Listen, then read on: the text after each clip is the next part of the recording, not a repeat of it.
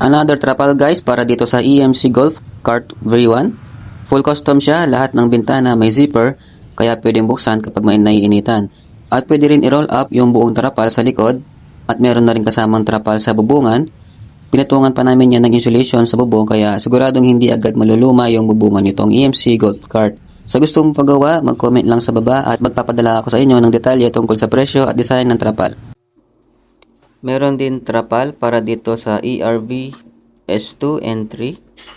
Pwedeng mamili ng kulay na gusto mo.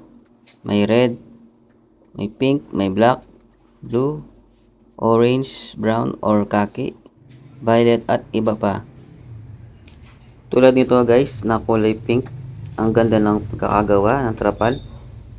Banat na banat yan at may reflector para napapansin ka sa daan kapag nasisinaga ng ilaw kapag madilim sa daan.